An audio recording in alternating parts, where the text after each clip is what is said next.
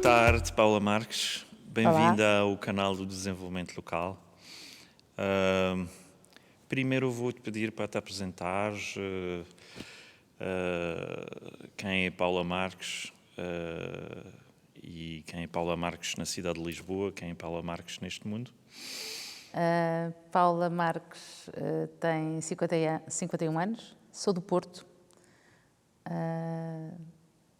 Citando um grande compositor e referência e amigo, José Mário Branco, muito mais viva do que morta.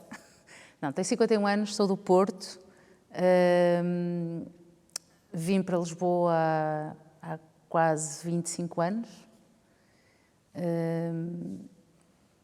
e apaixonei-me muito pela cidade, mas já vivi noutros sítios, já vivi fora de Portugal, já vivi em Itália. Já vivi no norte do país, em Viana do Castelo, e gosto de ser um bocadinho saltimbanco, mas continuo a dizer vou a casa quando vou ao Porto. Sou atriz de primeira formação, sou licenciada em Teatro Performance pela Escola Superior de Música e Artes do Espetáculo.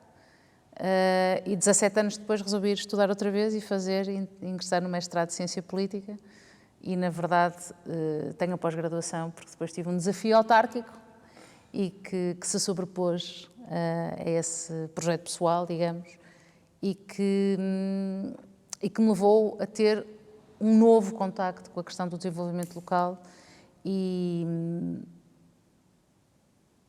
redescobrir a importância do trabalho em coletivo.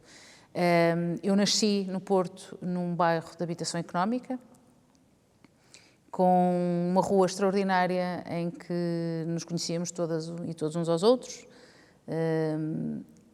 e numa zona, numa freguesia, a freguesia Ramalde, e numa freguesia onde as coletividades, os grupos desportivos, as cooperativas de consumo, isto é, formas de vida em coletivo nos forjaram. Bem, também tem muito a ver com a família em que se nasce. Eu sou filha de uma professora universitária, de uma geóloga e de um desenhador técnico e engenheiro da tropa, como o meu pai costumava dizer, engenheiro da Escola Prática de Tancos. Mas os dois muito envolvidos politicamente, a minha mãe antes do 25 de Abril e no pós-25 de Abril, numa resistência antifascista, e o meu pai também em áreas políticas próximas, mas diferentes, mas numa pluralidade em que eu digo muitas vezes, quando conversamos sobre quem é a Paula Marques e como é que ela se relaciona com a cidade e com o mundo, a minha casa era o meu espaço de liberdade, coisa que às vezes na adolescência era um bocado estranho, não é? Normalmente a ideia de sair, o espaço de liberdade é outro sítio. A minha casa foi sempre o meu espaço de liberdade e vivi-o sempre muito neste caldo familiar, com uma influência muito grande dos meus avós também, quer os meus avós do lado da minha mãe, a minha avó do lado do meu pai e os meus avós do lado da minha mãe. Tenho um irmão mais novo, bastante mais novo, e tenho um irmão mais velho, que não sendo meu irmão biológico, é meu irmão, e portanto também este caldo familiar faz com que nos vamos forjando. Tenho uma atividade política desde muito cedo. Quando me perguntam ou me pedem uma nota biográfica, há uma frase que eu escrevo, eu continuo muito inquieta e quis sempre saber como é que funcionava o mundo. E sempre fiz uma atividade política militante em estrutura partidária, fui dirigente da Juventude Comunista Portuguesa, e esse percurso fez muito também do que eu sou hoje.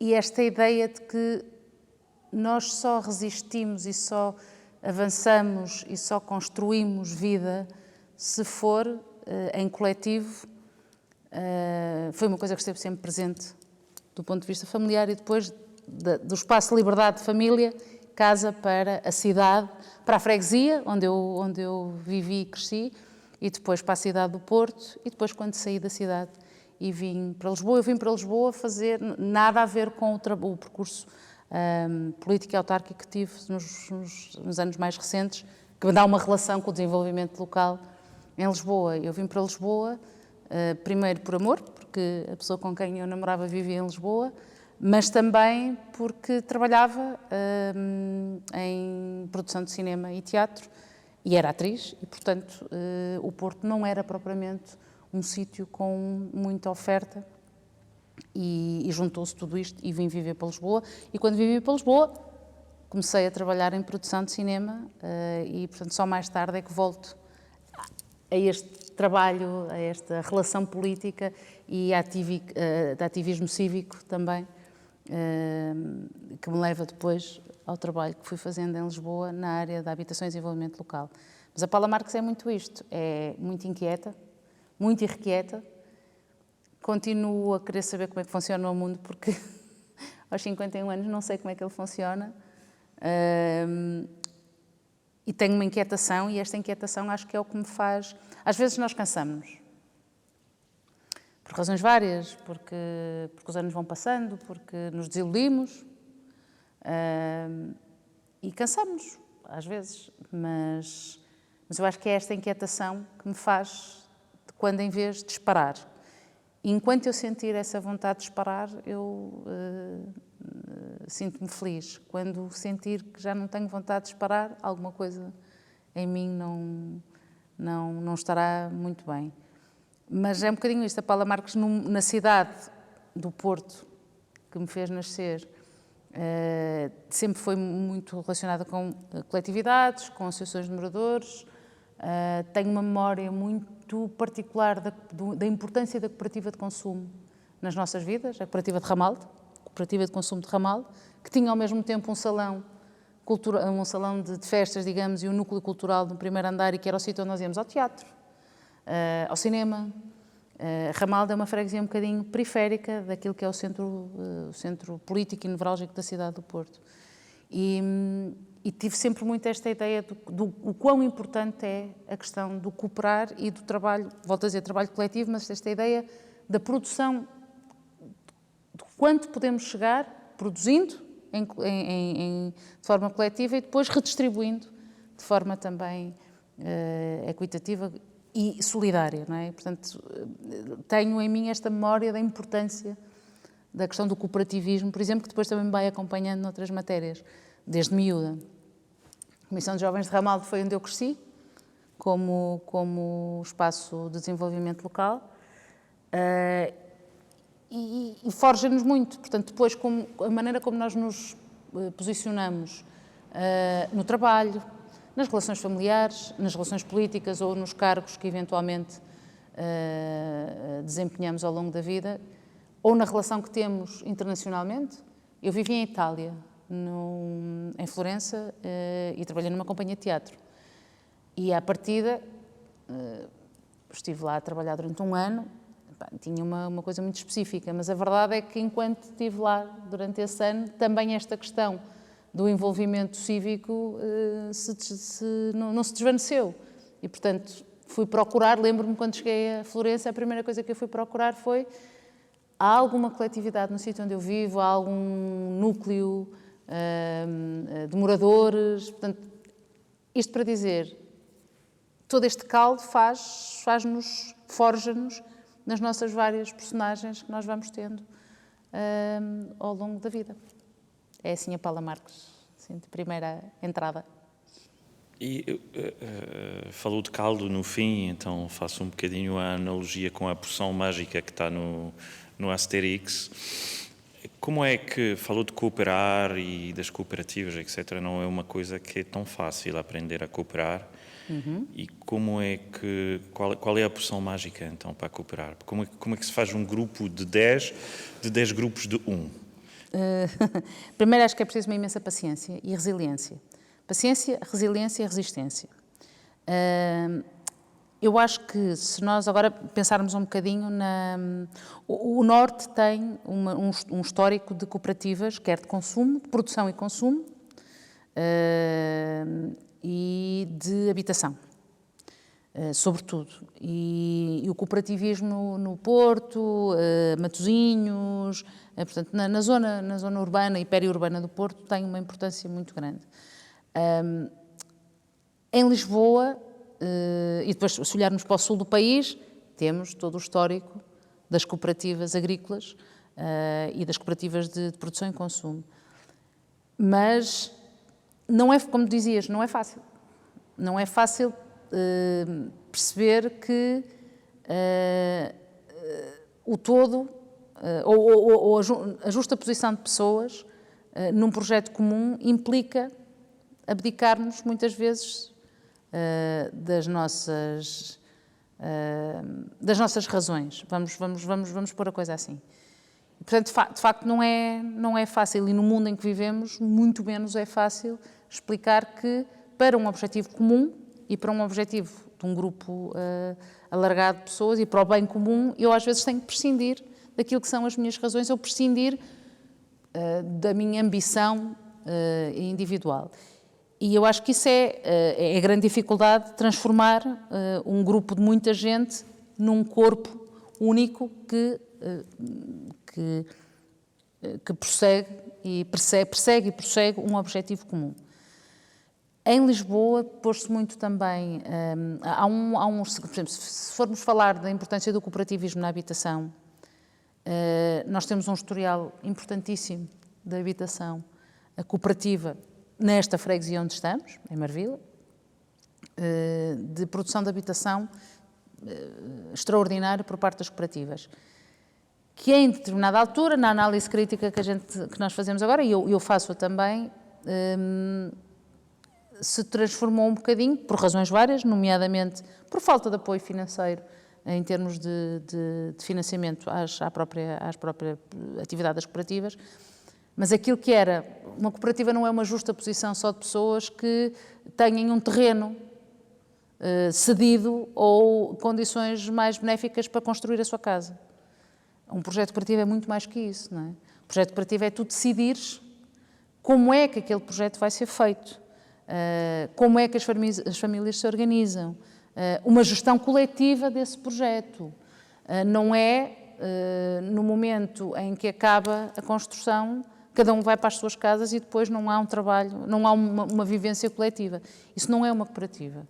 É uma outra coisa e que, em determinada altura, produziu muita habitação na cidade de Lisboa, e não só, mas pensando, e aqui, particularmente em Marvila, mas que, na verdade, o projeto cooperativo extinguia-se no momento em que as pessoas tinham a sua casa, e já agora de propriedade. Acho muito mais interessante, e está na ordem do dia a discussão sobre a questão do novo cooperativismo, e, portanto, de um cooperativismo que não é só a casa, é a casa, é os serviços que a cooperativa pode prestar aos seus cooperantes e à comunidade. É uma outra forma de habitar a cidade no sentido de comunidade. É construir, é poderes ter, por exemplo, num espaço de habitação cooperativo, teres uma cooperativa cultural ou de multissetorial que tem apoio ao estudo, por exemplo, produção cultural, uma cooperativa de consumo. Eu tenho como referência o projeto do Laborda, em Barcelona, que lá está, é muito mais a gestão do espaço comum, é uma gestão de um projeto cooperativo. E esse espaço comum é uma cooperativa de consumo. E, portanto, não é só a edificação da casa. O que eu acho que muitas vezes há um lastro negativo, até por experiências, especialmente no final dos anos 90, em que houve projetos cooperativos que faliram e que tiveram implicações terríveis para as pessoas que estiveram nessas cooperativas, quer para os cooperantes moradores, quer para os dirigentes das cooperativas. E volto a dizer, houve um momento em que todo o financiamento que havia da administração central cai e, portanto, eu percebo os administradores das cooperativas que muitas vezes se viram na situação de ir recorrer a outros expedientes para acabar um processo. Mas também houve muitas cooperativas que, na verdade, eram empresas de construção travestidas de cooperativas e que beneficiavam dessa marca, digamos, mas lá está, no momento em que eu tenho a chave da minha casa, eu deixo de pertencer à cooperativa. Ou então, situações em que as pessoas compravam a casa em projeto e que, na verdade, Quem comprava em projeto já não era a pessoa que o ia habitar. Portanto, isto não é um projeto cooperativo. Por isso, sim, paciência, resistência e resiliência para tu levares este grupo, como tu dizias, como é que se transforma um grupo de 10 num, não é? Como que se transforma 10 grupos de num grupo de 10? Num grupo de 10, não é? Que é, de facto, é o passares da justa posição de um por um para um grupo que tem um conjunto de pessoas, mas que ele todo é uma unidade. E, de facto, isso é o mais difícil. Mas eu continuo a achar que é uma ótima forma de... E volto a dizer, não é só construir habitação, é mesmo outra forma de habitar e de viver. E faz diferença quando nós pensamos nisso. Quer dizer, eu quero saber... esta ideia, por exemplo, que surgiu agora de... os projetos... põem-se a concurso de projetos cooperativos já feitos, não é? Os projetos de arquitetura está feito e depois hão de aparecer pessoas que encaixam nas tipologias, no número na quantidade de fogos ou nas tipologias já pré-determinadas. Isto não é um projeto, na minha opinião, isto não é um projeto cooperativo, não é? Quer dizer, se eu já tenho pré-determinado o número X de fogos e até as tipologias, são 2 T1, 3, eu tenho que ir à procura de famílias que encaixem naquela tipologia. Isto não é um projeto cooperativo, é outra coisa, terá o seu lugar, não é um projeto cooperativo. Por isso eu acho que a questão do cooperativismo, que eu gostava de ver mais utilizado em várias dimensões, que é muito ainda centrado na questão da habitação. E volto a dizer, é importante recuperarmos esse caminho. Mas quer dizer, ter cooperativas de produção cultural, ter cooperativas de produção e cooperativas de consumo. As cooperativas de produção e as cooperativas de consumo alimentam os circuitos curtos. E isso é uma transformação que nós temos que meter na cabeça, que temos que fazer. É a força delas, sim. Nós temos mesmo que passar para o outro. Se queremos dar a volta a este... Nós temos vários caminhos. E a questão do desenvolvimento local ajuda nestes caminhos. Tenho uma convicção profunda de que o sistema capitalista em que vivemos é devorador. E sou muito cética de formas fofinhas e softs do capitalismo. Sou muito cética em relação a isso. E, portanto, sou profundamente e convictamente anticapitalista. Mas sei a capacidade que o capital tem de se transvestir e de encontrar formas softs e fofinhas e de formas de lavagem, digamos, daquilo que é o sistema capitalista. Mas esta questão dos circuitos curtos, portanto, se nós conseguirmos multiplicar este princípio da cooperação e o princípio das cooperativas como forma de contrariar a acumulação de capital, por um lado, a acumulação de capital, por outro lado, aquilo que é o monopólio das grandes empresas, por exemplo, na distribuição, na questão dos alimentos, na distribuição de alimentos, e conseguirmos contrariar, multiplicando, também não chega só uma experiência, não é? Multiplicando e indo pelo caminho dos circuitos curtos, eu acho que faz diferença. Se isso vai mudar o mundo, se isso vai mudar o sistema capitalista em que vivemos, também sou um bocadinho cética. Não acho que vá mudar, porque, volto a dizer, a capacidade de adaptação é brutal. Mas se nós encontrarmos caminhos que possam, pelo menos, ir pondo paus na engrenagem e mostrem que é possível termos outras formas de viver, eu acho que isso, se em conjunto, lá está, se em conjunto nós conseguirmos ir tendo esses outros caminhos, acho que é um bom serviço que prestamos aos nossos concidadãos e que prestamos uns aos outros, não é? E, portanto, cooperar é difícil, mas eu acho que é mesmo a solução. E volto a dizer, não é só na questão da habitação. Nós focamos muito na questão da habitação, mas é tudo o resto. Há projetos extraordinários de cooperativas culturais, cooperativas de serviços.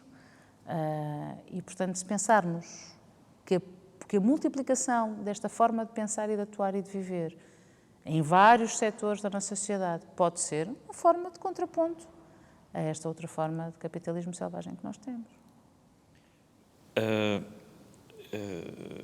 Fiz a pesquisa e, efetivamente, pronto, estiveste implicada em vários projetos ligados a cooperativas de habitação, mas há pouco mencionavas uma nova forma de trabalhar a questão das cooperativas de habitação.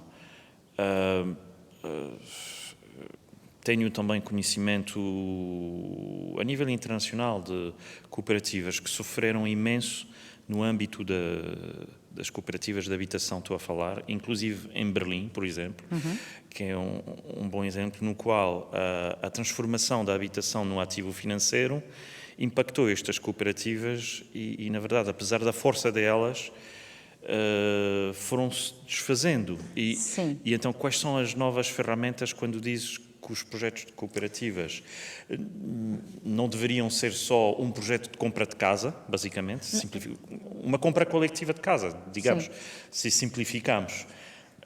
Quais são as ferramentas e os princípios que se podem injetar ali para evitar isto? A habitação como um ativo financeiro e como um bem transacionável e especulável atingiu... Que é uma das ameaças, não é a única, claro, a única, mas é a mais forte, talvez, de todas. Todos os segmentos. Quando as cooperativas, quando é uma cooperativa, tu dizias, de compra coletiva de casa, a questão está na compra. Isto é, quando tu tens uma cooperativa em que o princípio é a propriedade individual e, portanto, tu és dono da tua própria casa, este risco é imenso.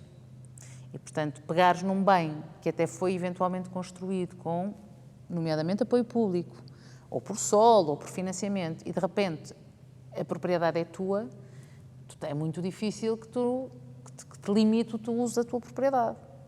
Isto nos levava a uma outra conversa muito larga sobre o direito à propriedade, sobre o direito de outras coisas.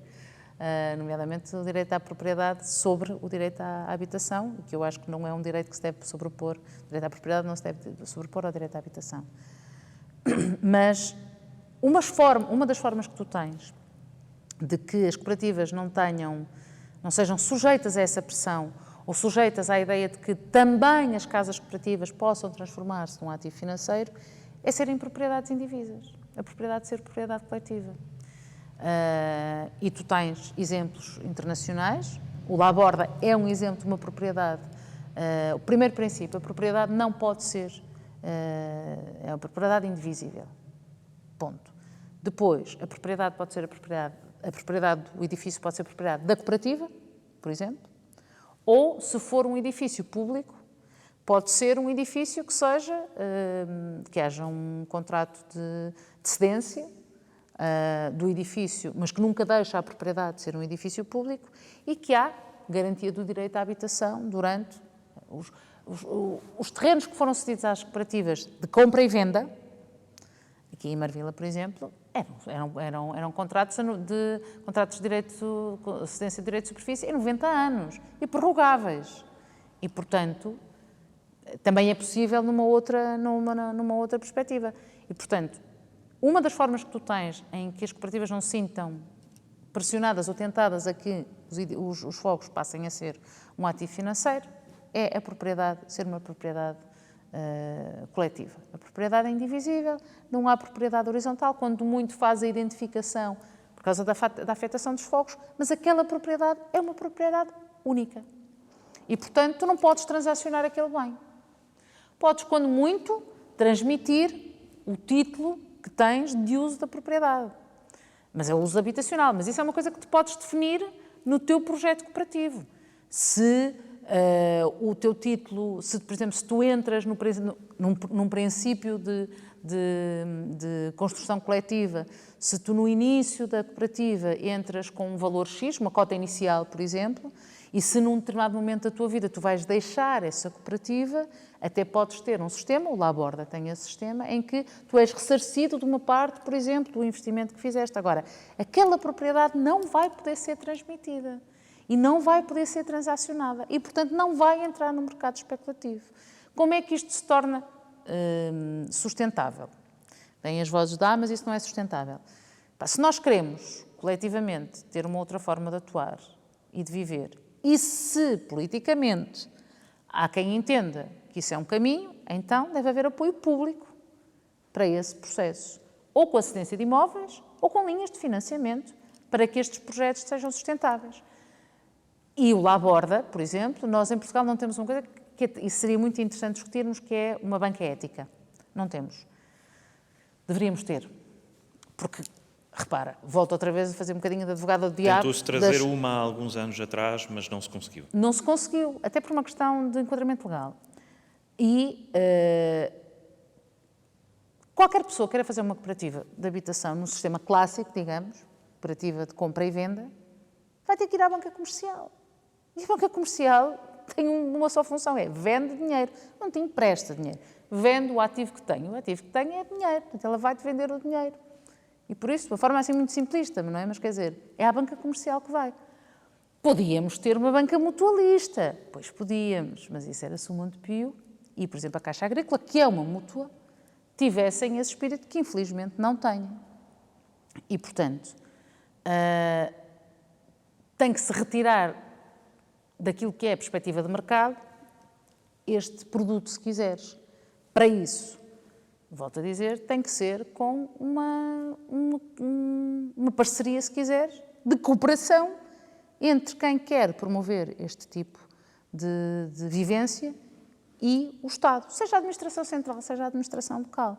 Mas eu estou mesmo convicta que uma das formas de retirar a pressão sobre cooperativas de transformar uma habitação num bem transacionável é a propriedade ser indivisa. E depois volto a dizer, tu tens várias formas. A lei já te permite ter cooperativas de inclinato. Têm algumas questões tramadas porque acabam por ser ao abrigo dos contratos de arrendamento privado e nós sabemos que o novo regime de arrendamento urbano não é propriamente muito amigo da proteção da habitação, mas é dentro de um contexto cooperativo. Mas tens outras formas. Tens a possibilidade do direito de habitação, o direito de utilização do fogo. Enquadramento legal para o fazer tens. Vontade política, espero que haja. Houve um início, houve um arranque. No passado recente, no anterior governo, houve um arranque desta nova outra forma de pensar a construção de vida coletiva, a partir do novo cooperativismo, e estou mesmo convicta que é uma forma de retirar a pressão, porque eu percebo perfeitamente que alguém que queira fazer uma cooperativa e não tenha este outro sistema, se veja na contingência de ir à banca comercial. Vais à banca comercial, jogas as regras que te põem, não é? Com as regras que te põem, com as regras de mercado. Portanto, sim, acho que esta ideia é uma forma de retirar a pressão. Este é o tema principal que te mantém aquela inquietude da qual tu falavas inicialmente, ou há outros? Há outros. Este mantenho porque a questão do direito à habitação... Nota-se porque falas disto com paixão e tecnicismo, para haver as duas coisas. É porque a questão do direito à habitação é uma coisa que me motivou sempre. Eu tenho uma profunda admiração e até paixão pelo processo SAL. Acho que foi um momento absolutamente extraordinário do nosso país. Acho que, a par de outras experiências no PREC, acho que o SAL foi mesmo um momento de construção coletiva muito interessante. Com dificuldades, porque a questão da propriedade já lá estava.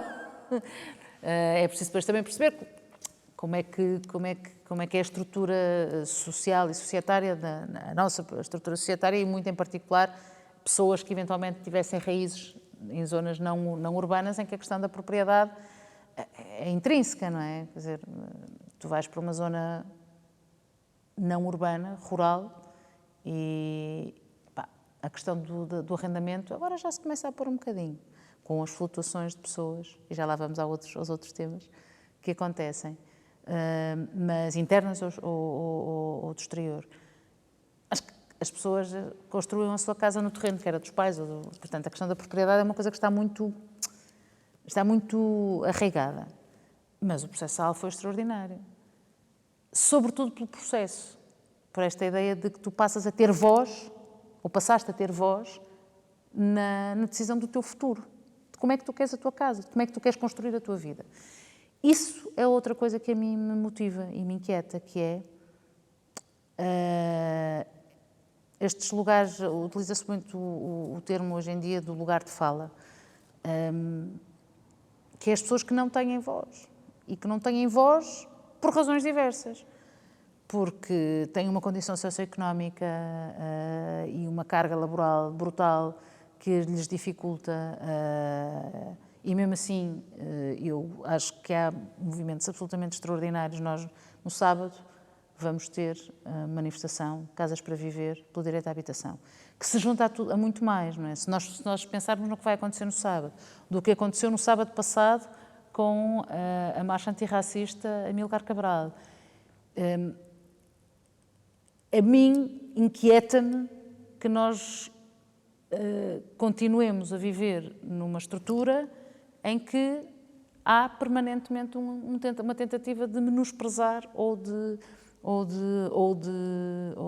amordaçar um conjunto de comunidades.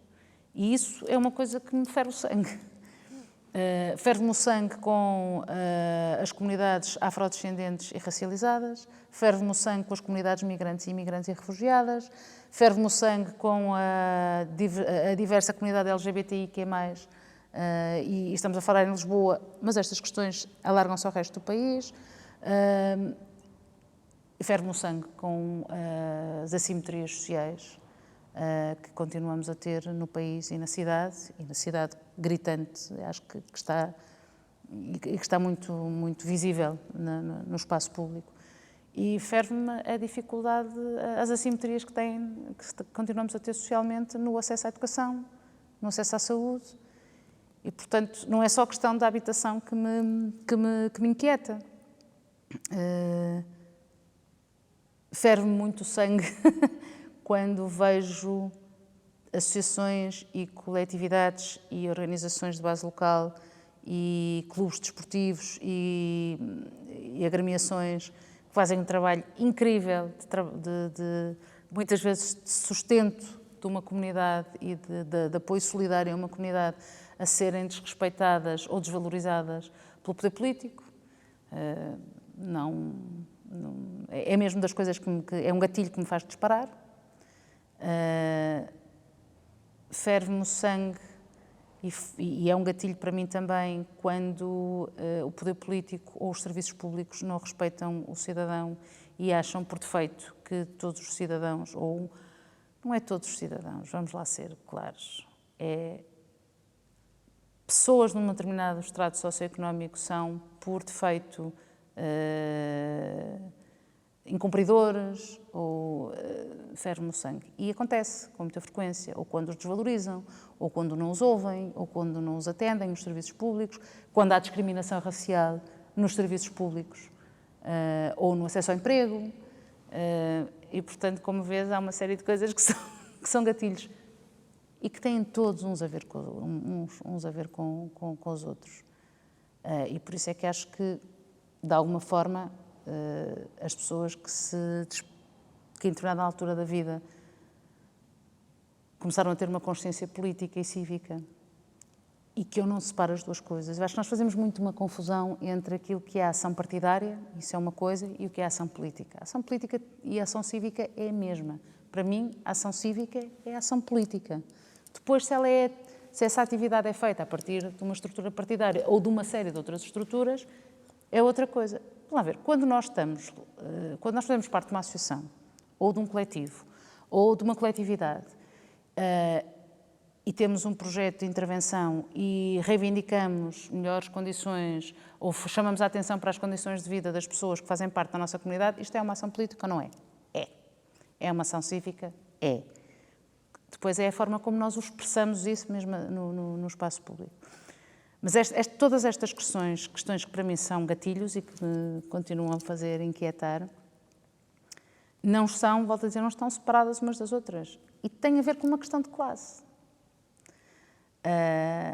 Eu tenho várias referências literárias e de ciência política, mas há uma referência, há uma pessoa que me que me acompanha, que eu leio com muita assiduidade, que é Angela Davis. E há uma questão que ela põe que deveria ser tão clara para todas e todos nós. É que quando se fala na interseccionalidade das lutas, também é a interseccionalidade das fragilidades e a interseccionalidade das dificuldades, que depois dá a necessidade de ter interseccionalidade nas lutas. Isto é, nada disto está desagregado de uma questão de classe e de uma questão de luta de classes. Esta ideia de que a luta de classes já não existe, existe. Está muito presente no nosso dia-a-dia. Não é a mesma coisa ser uma pessoa racializada com uma condição socioeconómica média-alta do que uma pessoa racializada com uma condição socioeconómica média-baixa ou muito baixa. Não é a mesma coisa. E a mesma coisa para uma mulher e a mesma coisa para uma pessoa LGBT. Não é a mesma coisa. É óbvio que não é a mesma coisa chegar como estrangeiro com visto gold. Claro, ou uma pessoa refugiada ou migrante. Ou num barco que se afunda no Mediterrâneo. Sim. E, portanto, as questões de classe, ou antes, a questão de classe, eu acho que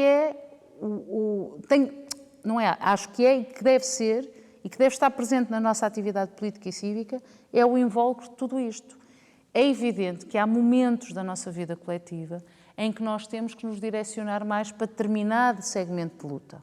Obviamente, quando há um ataque claro às pessoas migrantes, às pessoas racializadas, às pessoas afrodescendentes, essa questão é uma questão que deve ser, que nós devemos e temos que nos concentrar. Quando há um ataque claro à comunidade LGBTIQ+, obviamente que nós temos que nos direcionar, até porque historicamente, estas comunidades, as pessoas que fazem parte das diferentes comunidades, tiverem que, em determinado momento da história, concentrar a sua luta numa determinada ação para poder ganhar peso e ganhar espaço na discussão política, pública e no espaço público. Mas se nós retirarmos tudo isso da questão de classe, eu acho que nós estamos a falhar do ponto de vista do que queremos, o objetivo que é que tenhamos todos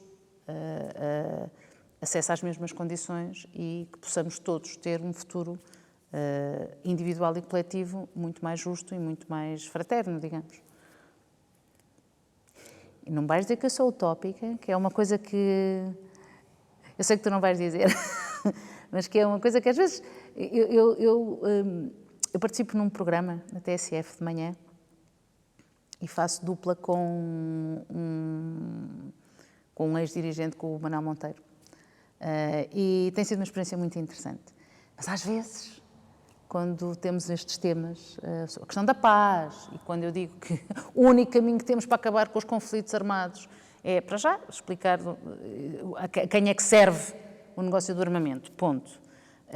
E a quem é que serve do ponto de vista geoestratégico os recursos dos vários territórios que estão com conflitos e que estão em guerra. Mas quando eu digo que o caminho para acabar com a guerra é a paz e não alimentar a indústria do armamento e alimentar o envio de armas para os vários conflitos que neste momento estão a acontecer no mundo, nomeadamente a Ucrânia, vem sempre aquela coisa, mas isso é uma utopia, é muita ideia de que você é utópica ou é idealista e depois temos depois temos os práticos, não é? E os realistas. Eu sem utopia não sei viver, porque a utopia é aquilo que me faz trilhar caminhos práticos todos os dias e ação política prática todos os dias para conseguir chegar a uma transformação do mundo. Portanto, eu sei que não me vais chamar utópica nem idealista, mas há muito agora esta dicotomia, os idealistas e os utópicos, não é? E os práticos e os realistas. Mas os práticos e realistas é que às vezes nos entalam. Isto faz-me pensar que há quem defende que o conhecimento, ter conhecimento, ou achar que sabemos, tem muito a ver com uma sensação, uma emoção, tem a ver com as tripas.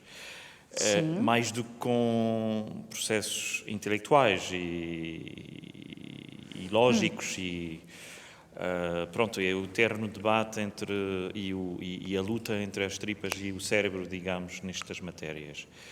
Como é que tu te situas respectivamente a isto? Achas que o conhecimento, o saber, tem mais a ver com aqui ou tem mais a ver com aqui? Eu acho que tem a ver com as duas coisas. Eu acho que se nós Como é que sabemos que estamos a ir... Ora bem... Porque a verdade é uma grande ilusão, então, pronto, como é que trabalhas isto? Se nós nos pautarmos e se atuarmos e se trilharmos os nossos caminhos só pela questão de ou o instinto ou a questão emocional, as tripas, podemos, não ser produtivos e não ser produtivos no objetivo que queremos alcançar. E, portanto, eu acho que o conhecimento é fundamental. O conhecimento teórico, o enquadramento teórico e o conhecimento técnico. Agora, eu não tenho que ser uma especialista teórica e técnica, tenho que o ter, e acho que preciso... Para fazer arbitragens, não tens? Não? Não, eu tenho que ter, não tenho que ser uma especialista, são coisas diferentes. Eu tenho que ter um enquadramento teórico, conhecimento teórico e técnico, e o nível, digamos que se tu tiveres uma escala, não é? Se o cursor está mais à direita, vamos pôr mais à direita o conhecimento técnico e científico e mais à esquerda o emotivo e as tripas, como tu estavas a dizer. Este cursor anda para um lado e para o outro também consoante o papel em que estás. Eu tenho a consciência que durante o tempo que fui vereadora de Habitação e Desenvolvimento Local, e tenho-te a dizer que no primeiro mandato o cursor estava muito do lado esquerdo, e portanto as minhas tripas e a minha emoção estava muito ali, porque era a primeira vez que a Paula passava de um caminho e de uma matriz reivindicativa, ativista, para uma outra matriz, nomeadamente com responsabilidades e muitas vezes a querer ir por um caminho que eu não conseguia alcançar, como vereadora e como executiva, digamos, e este confronto é muito duro. E, portanto, eu fui equilibrando este cursor, mas com a consciência absoluta que eu precisava do conhecimento técnico e científico, e teórico, se quiseres. E fui à procura dele. Tinha algum, não tinha suficiente, e fui à procura dele. Porque para fazer arbitragem, ou para produzir política pública que seja o mais abrangente possível, tu precisas, obviamente, do cursor, e há momentos em que tu precisas do cursor mais à direita, mas se tu não tiveres a possibilidade de ter o cursor a ir à esquerda, eu não sei fazer de outra maneira. Admito que haja pessoas que o consigam fazer, mas eu aprendi uma coisa com a vereadora que me antecedeu e que é uma grande amiga e uma inspiração, que é a Helena Roseta, e que se a pessoa consegue ter este cursor muito bem aferido, é ela. Foi uma coisa que me ficou e nunca me abandonou, e aprendi com ela, que é, das duas uma, ou tu tens capacidade para mudar o sistema e lutas para o mudar, e deves fazê-lo, se achas que o sistema não está em condições, ou se não serve o bem comum e o interesse público. Se uma lei está errada e achas convictamente que ela tem que ser mudada, deves lutar por isso. Um regulamento, agora pensando na Câmara, é a mesma coisa. Mas ainda assim, tu, mesmo depois de mudares tudo aquilo que tu achas que deves mudar, se tu não tiveres a capacidade de trabalhar e de encontrar e de operar em buracos do sistema e ser flexível quando fazes a leitura dos enquadramentos legais, dos enquadramentos regulamentares, em particular nas áreas em que nós estávamos a trabalhar, habitação, desenvolvimento local e direitos humanos, tu não vais prestar um bom trabalho, um bom serviço à comunidade e aos teus concidadãos. Não vais. Eu posso tentar fazer o melhor regulamento possível e a melhor lei possível. Ela vai sempre deixar alguém de fora e isso é tramado quando tu tens que tomar uma decisão nesse sentido. Mas também tens que ter a capacidade e a flexibilidade para perceber que, havendo situações que não encaixam, são situações igualmente gritantes ou críticas. E às vezes tens que encontrar buracos no sistema que te permitam atuar. Aí o teu cursor tem que estar... Tu tens que ter sempre a possibilidade de ir ao lado esquerdo. Eu não sei fazer vida política, eu não sei viver sem ter esta escala, E a possibilidade de, às vezes, ter o cursor mais à direita ou à esquerda, no sentido de o racional... Sim, no modelo que apresentaste, no modelo não que é? apresentei. Porque em relação ao resto, o meu cursor está claramente à esquerda e não tem dúvidas sobre isso. E não se engana. Mas acho mesmo que a ação política e ativista, sem conhecimento técnico e teórico, não presta um bom serviço à causa que estamos a defender. Uma ação que não tenha envolvimento de tripas e afetividade também não serve. É toda a questão do referêndum, não é? Ou das votações, às vezes. Há esta questão. Qual é a questão que pode ser colocada a referendo? Será que há questões que são tão complexas, tão técnicas, tão mal formuladas que não deveriam ir nunca a referendo porque... Também depois há um expediente que é reformular. Isto também depende de quem propõe o referendo e qual é o objetivo do referendo. Estou-me a lembrar de um que, quando se fez o referendo por causa da IVG, e o primeiro, a formulação era mais difícil, ou antes, eu acho que nós tivemos um mau resultado. Eu digo acho porque estive envolvida ativamente como soldado raso nos dois e percebi a dificuldade de explicar. E acho que a forma como foi formulado da segunda vez ajudou à decisão e também houve maturação e eu acho que as pessoas perceberam o que estava em causa. Mas quando um referendo, como por exemplo o referendo que se quer fazer agora à questão do fechamento de fronteiras, do fechamento de fronteiras, Okay. aquilo que o Chega está a tentar promover, não é? Que é o controle da imigração. Ora, é óbvio, quer dizer, eu não tenho dúvidas qual é o objetivo do Chega ao fazer este referendo. E a maneira como a pergunta vai ser formulada, ou seria formulada, se por acaso alguma vez chegássemos a esse momento, obviamente que poderia enviesar o resultado. E, portanto, sim, às vezes há coisas que são de tal maneira complexas e técnicas que é difícil pôr numa pergunta referendável. E depois, eu acho que o referendo é um instrumento muito interessante, quer o nacional, quer o local. Tu tens referendos locais. Tu tens neste momento a correr um processo de recolha de assinaturas para fazer um referendo, que acho que até já está na fase final, um referendo sobre o alojamento local e o impacto que ele tem na habitação. E, portanto, a habitação e na vivência da cidade. Eu acho que é determinante a maneira como esta pergunta é feita. E não é indiferente quem é que o promove e qual é o objetivo. Não estou a falar deste em particular, mas quando se promove um referendo, qual é o objetivo e quem o promove. Mas sim, há questões muito... Nós temos muito esta coisa, os direitos humanos não se referendam. Eu acho que os direitos humanos não devem ser referendados. Mas às vezes temos mesmo que o fazer quando a esfera em que ele devia ser tratado e trabalhado não o faz. E foi o que aconteceu com a IVG, não é? Com a IVG ninguém queria tocar no assunto e, portanto, nós fomos para o referendo. Agora, eu percebo a ideia de que direitos humanos não se referendam, porque é das coisas mais básicas, são os direitos humanos. E, portanto, quando tu pões a referendo um direito que deve ser inalienável, é uma coisa... é sensível. Mas com a IVG foi a forma que nós tivemos de garantir esse direito humano. Há questões que achas que neste momento eram pertinentes ou mais pertinentes irem a referendo?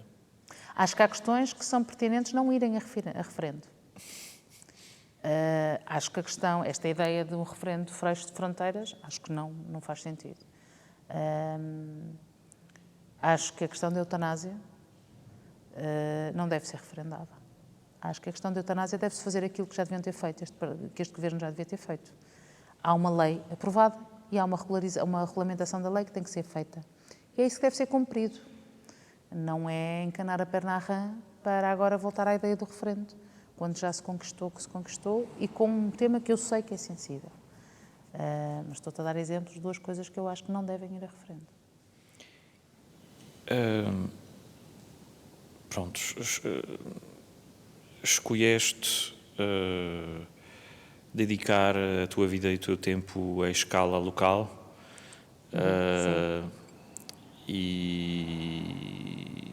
Pelo menos até já, para já. E como eleita, em termos de trabalho político, achas que esta é a escala certa? Em termos de subsidiariedade, achas que é mesmo esta a escala certa para ter resultados? Acho que esta escala é uma escala muito boa para ter resultados. Acho que há coisas que a escala nacional e a escala internacional, no nosso caso a europeia, são importantes. O espaço da ação onde eu me sinto produtiva e útil é esta escala. Nós, quando em 2007, com o desafio da Helena, avançamos com o movimento dos Cidadãos por Lisboa, com uma lista cívica que concorreu às eleições intercalares para a Câmara, não havia a Assembleia Municipal.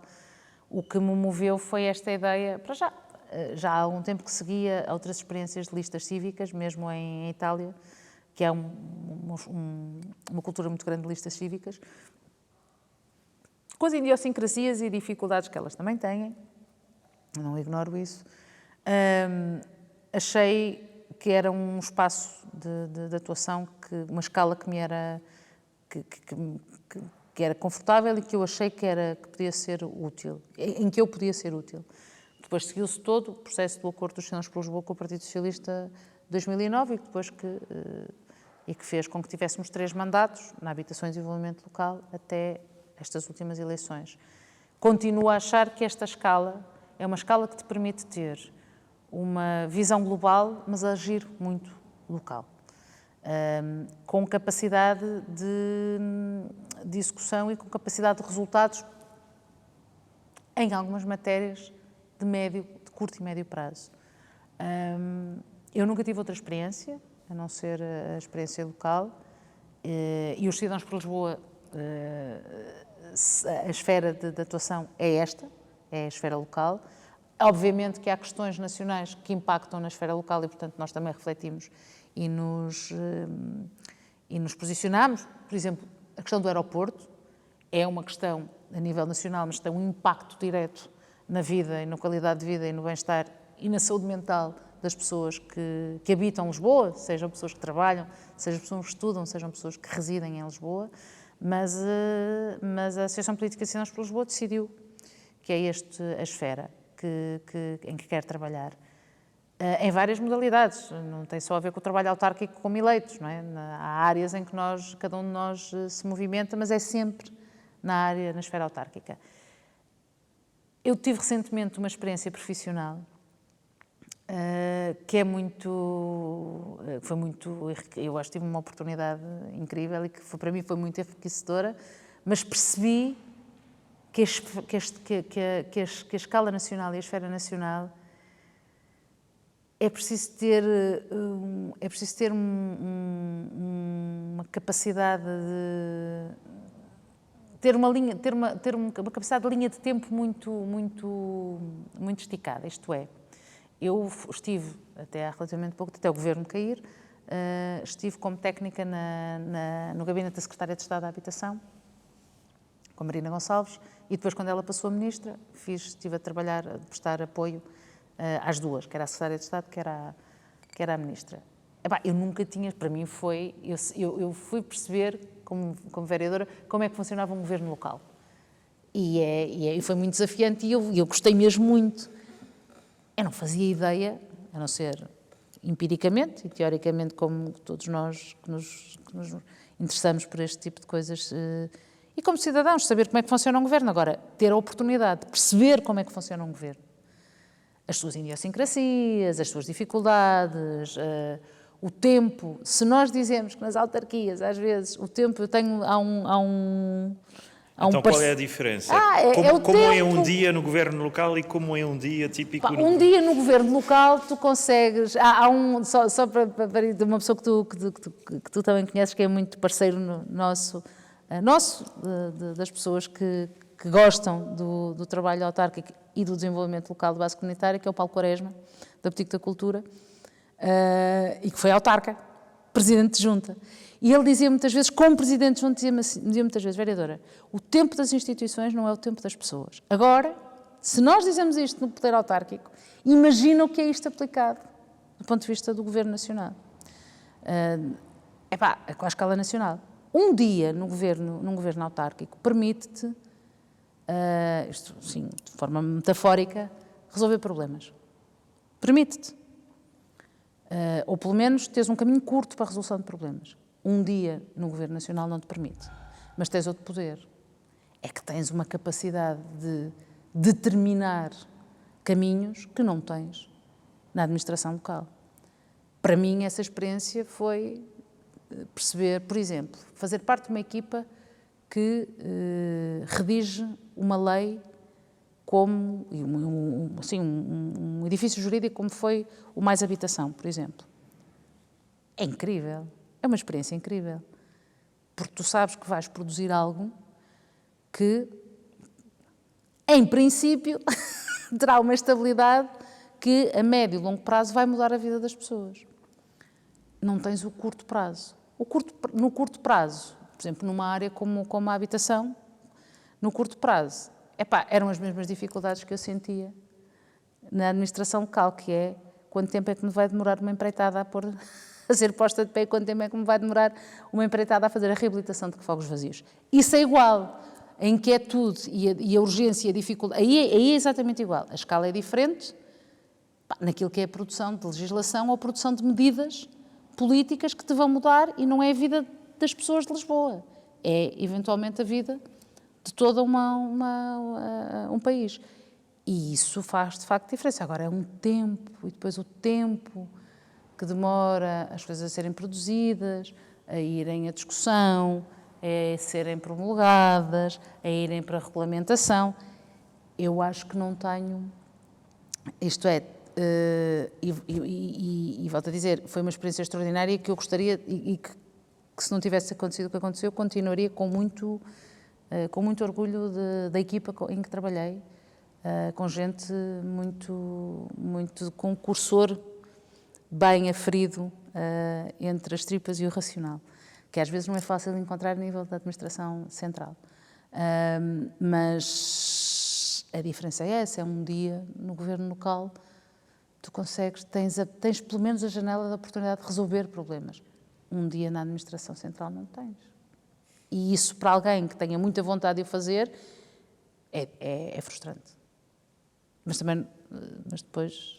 Mas tem outras compensações, naturalmente, nomeadamente tu estás a definir caminhos nacionais, não é? Que mudam a vida de uma população inteira. Olhando para este percurso, falaste de 25 anos em Lisboa, não é? Mas também sim. Podes extravasar e englobar anos anteriores. Eu estou cá há 25 anos.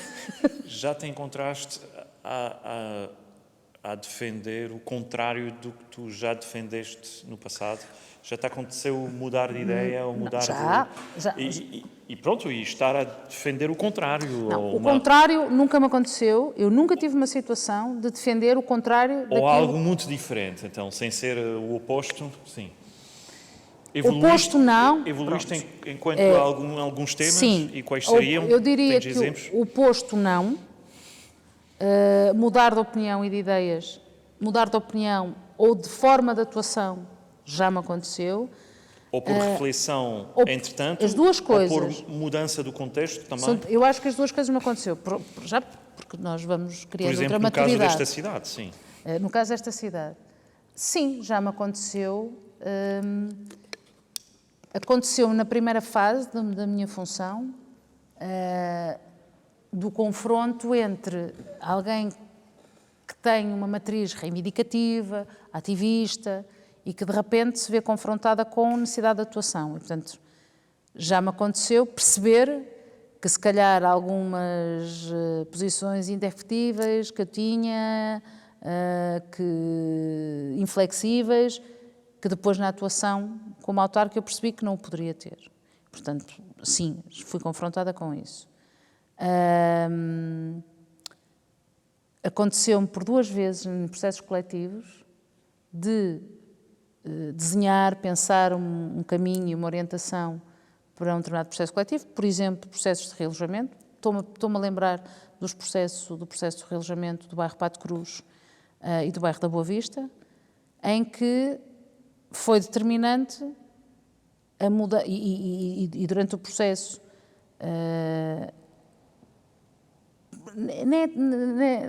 Sim, por pressão, e quando eu digo pressão é no sentido positivo, que é o facto destes dois processos, e um outro que já lá vou, terem acontecido com um processo com um gabinete de apoio ao bairro de intervenção prioritária, neste conceito dos BIP-ZIP, e dos BIP-ZIP não do programa BIP-ZIP anual de ignição e de apoio ao desenvolvimento local de base comunitária, mas ao conceito de intervenção integrada nos bairros de intervenção prioritária ou nas zonas de intervenção prioritária. Os processos de Pato Cruz e da Boa Vista foram feitos com uma estrutura de cogovernação e de codecisão, e fez diferença a chamada de atenção da Associação de Moradores, do Grupo de Reformados, das coletividades de base local que operavam no território e que tinham um conhecimento do território muito maior do que eu. E, portanto, no sentido, na discussão coletiva, já aconteceu-me eu mudar o rumo, não do objetivo final, porque esse é o objetivo final de devolver dignidade à vida daquelas pessoas, daqueles vizinhos, não se mudou, mas da metodologia para aplicar, por exemplo, sim. Vou dar um exemplo. Nós, num determinado processo, estávamos muito agarrados àquela coisa de as pessoas que saem de uma casa que é demolida e vão para uma casa nova, quando havia 2 núcleos familiares, obrigatoriamente um dos núcleos familiares tinha que deixar de estar no bairro e o outro continuaria no bairro. Em princípio, o núcleo familiar mais novo, o núcleo mais antigo ficar no bairro. Isto era uma metodologia que nós tínhamos.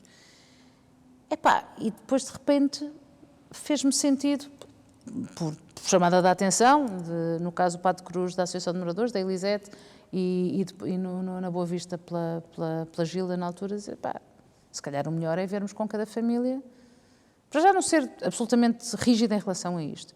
Se calhar temos que ir por outro caminho, porque à medida que tu vais fazendo, nós vamos fazendo as entrevistas às famílias, podemos deparar-nos com situações que temos que alterar. E nós alteramos. E alteramos sem...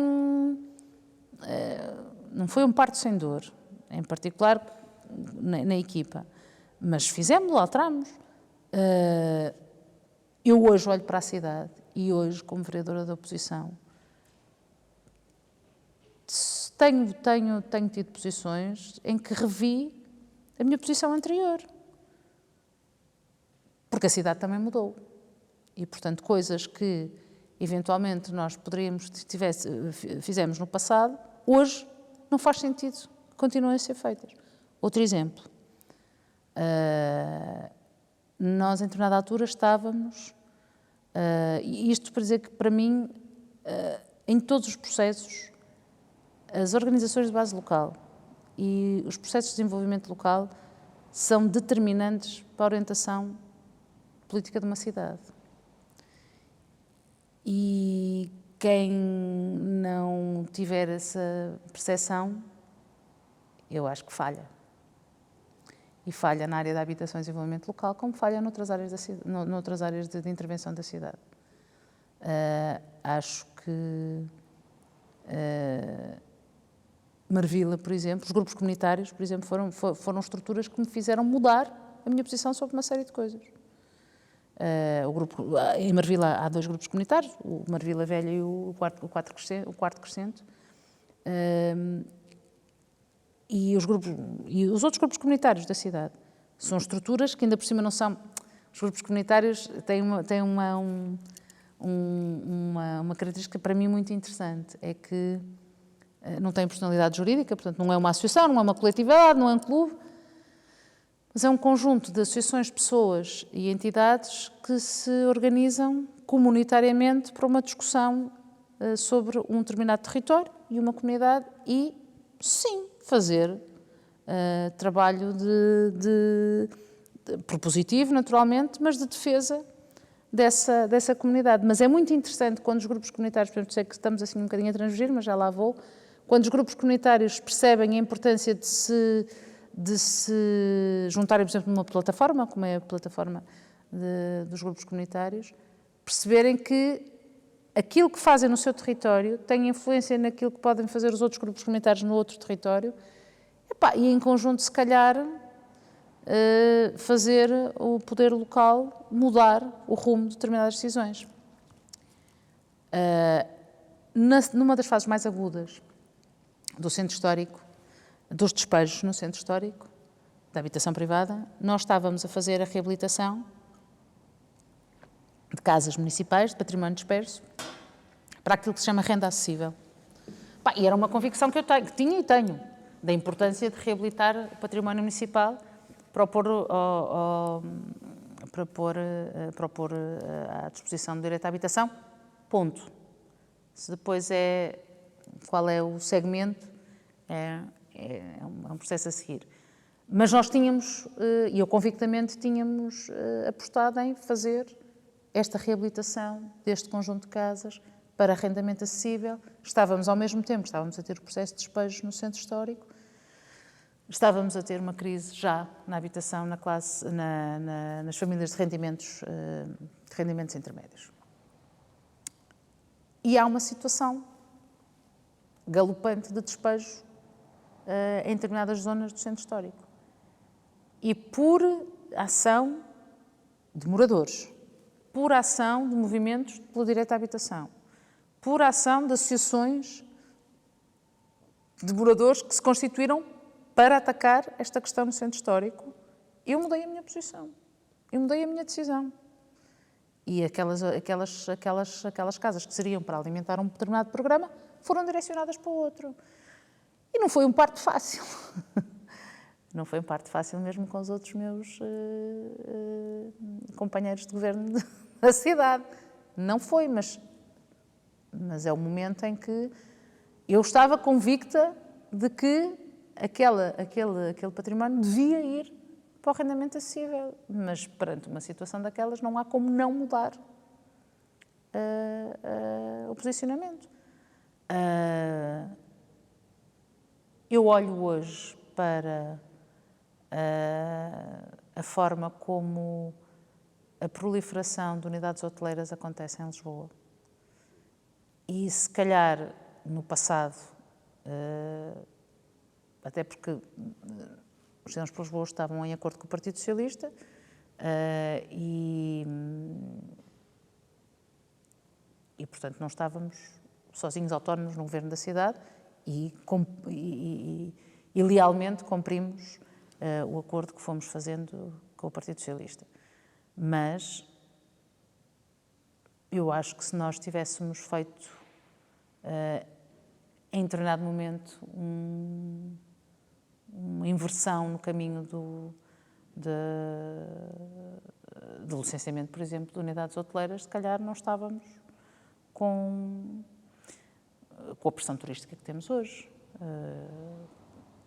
E, portanto, eu hoje olho para algumas coisas que vêm em reunião de Câmara e pondero e muitas vezes voto contra situações que eventualmente no passado até poderia, há 10 anos, poderia ser mais permissiva, se quiseres.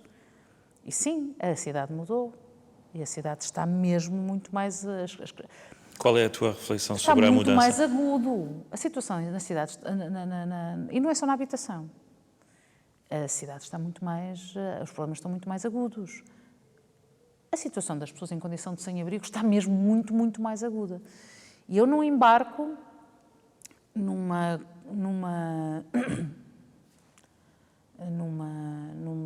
direção que se está a tomar de que todo este aumento da situação das pessoas em condição de sem-abrigo se deve à questão dos imigrantes e das pessoas refugiadas. Eu não embarco nisso e não alimento isso. Há uma realidade, há muito mais pessoas na rua. A situação está muito mais aguda. E na repartição de competências, lá outra vez voltamos à questão de da administração central e da administração pode ser local. tratado a nível local ou é uma questão? Vamos ver. Eu acho que há coisas que podem ser tratadas a nível nacional, claro. E há medidas que tu podes tomar, instrumentos que tu podes pôr à disposição da administração local para intervir. Pá, mas é nas ruas da cidade que as pessoas estão, não é? E acho que é muito perigoso, é perigosíssimo e alimenta todo este discurso xenófobo, racista, classista que nós estamos a ter, de que já que se começa a ter, de associar as questões da insegurança à questão das pessoas em condição de sem-abrigo e à questão plus às pessoas migrantes e imigrantes e refugiadas. Não é verdade. Quer dizer, até já a PSP veio desmentir esta falácia de que o aumento... Mas é uma coisa que está a agraçar. Esta coisa de not in my backyard, não é? Eu sou muito solidária com as pessoas em condição de sem-abrigo, mas eu não as quero na minha freguesia, ou eu não as quero no meu bairro.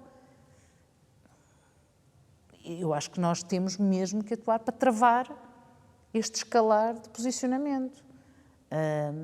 Mas, de facto, a situação está muito mais aguda. Nós vamos entrar agora no inverno, não tarda, não é? Outono e inverno. A cidade tem muito mais pessoas a viver na rua. E, portanto, eu diria que eu tenho muito orgulho do trabalho que fiz. Tenho mesmo, mas não estou satisfeita. Acho que há coisas que eu podia ter feito de outra maneira, ou que fiquei aquém, ou que não consegui, por incapacidade eventualmente minha e de imposição, de negociação, ou mesmo por incapacidade, admito que eu tenha tido. Mas tenho muito orgulho da forma como fiz, como eu vou dizer, fiz ou fizemos o nosso mandato, porque nós não fazemos mandatos sozinhos, ou sozinhas. E, portanto, eu tenho bastante orgulho naquilo que fiz. E, em particular, na relação com as comunidades, com as organizações de base local, com as associações de moradores, com tomadas de decisão, como foi esta, o caminho era este e nós, por imperativa ação, alteramos o destino do património disperso que estava a ser utilizado para a renda acessível. E foi o concurso de habitar o centro histórico fez com que mais de 100 pessoas continuassem a viver no centro histórico, no seu lugar de pertença, caso contrário estariam a ser expulsas da cidade. É suficiente? Não foi suficiente. Mas ainda bem que o fizemos. E, portanto, eu hoje vendo a evolução do que aconteceu e a rapidez com que a cidade se agudiza e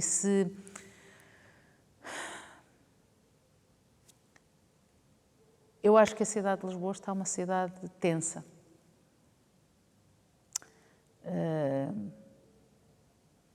A palavra é esta. É uma cidade tensa. Comparativamente com a Lisboa de há 20 anos, por exemplo, ou há 15 anos. É isso. Há 20 anos... Nós tivemos ali, há 25 anos, 30 anos, tivemos uma Lisboa tensa também. Em particular com as questões ligadas ao racismo. E, portanto, agora, comparada há 10 anos, sim. É uma cidade muito mais tensa. É uma cidade que... Eu custa-me andar na cidade. Eu gosto de passear na cidade. E há sítios na cidade onde eu não gosto de estar e não gosto de ir. E não é pela alteração tipológica das pessoas. Não é por aí. Não é mesmo. Mas a cidade é uma cidade tensa. E eu acho que estes discursos, que muitas vezes são alimentados, até por quem tem responsabilidades políticas, nacionais e locais, alimentam essa tensão. Até porque quem tem posições xenófobas, racistas, homofóbicas, securitárias, quando veem um discurso desse tipo em representantes políticos, se sente legitimado para o fazer. E quando eu digo que a cidade está tensa também por isso. A cidade está tensa porque, de repente, o peão tem dificuldade em andar na cidade. Porque começamos a ter... É uma questão de opção. E lá está, de que tipo de cidade é que queremos. Começou-se a ter um discurso muito de permissividade e de lugar ao automóvel, ao carro, outra vez. E foi uma conquista difícil que se fez e, portanto, é tenso. É tenso andar na cidade a pé. É tenso para um peão andar na cidade a pé. Espaços públicos. espaços públicos, jardins, quando tu não tens um espaço público cuidado, a tua relação com esse espaço é tensa. É tensa.